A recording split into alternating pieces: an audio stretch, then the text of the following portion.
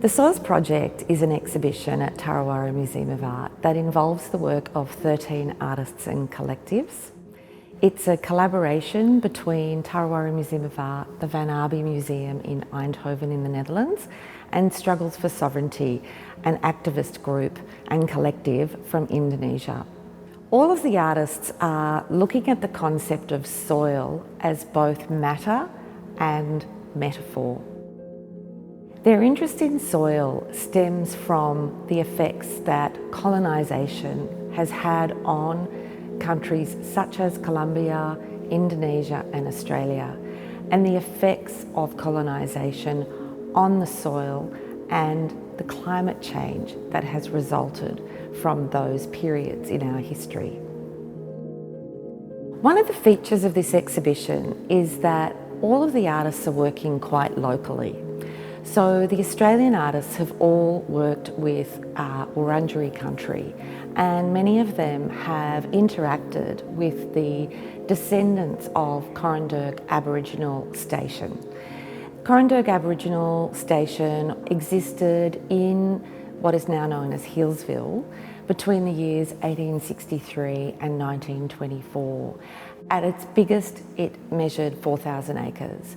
The descendants of Corranderg currently look after Corranderg Aboriginal Estate, and many of our artists worked with them. In particular, Megan Cope and Kegda Souza worked with Brooke, Wandin and took soil samples. But their soil samples from Corranderg are not a scientific way of looking at soil. They're a cultural and artistic way of looking at soil. So they took samples from the locations that were important to Corranderg and its history. Locations such as the hops mill or the old schoolhouse or Grandma Jemima's house or the location of the old brick quarry. And we can see those soil samples in the form of beautiful chromatography images on a sequence of stools within the exhibition. Dee Harding worked with Wurundjeri people and in particular members of the Wandoon family to create beautiful pieces on paper which use ochre, raw ochre from the earth of Wurundjeri country. And Dee has also blocked out the windows at the end of the TarraWarra Museum of Art building.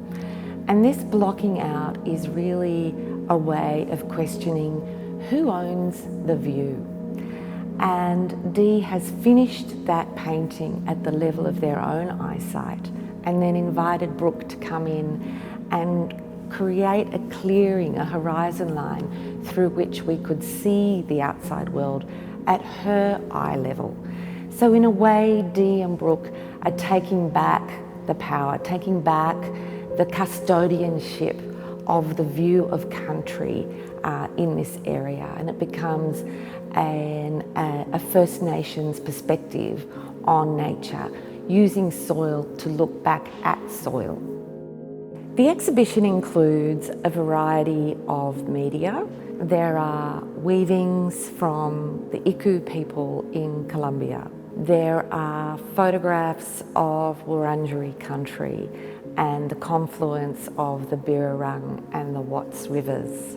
There are many videos in the exhibition, and they range from the futuristic films of Ria Rizaldi that consider the plight of Indonesia as it is increasingly industrialised and excavated, through to videos about the communities in Central Sulawesi or East Kalimantan and the struggles of Adat communities for the sovereignty of their land and the fight that they have to maintain their ancient practices and beliefs.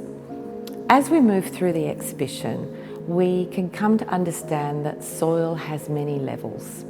Soil, of course, is the earth, Mother Earth, that we are all trying to nurture and care for, so that she in turn will nurture and care for us. Soil is also communal. It is something that is shared in communities and families.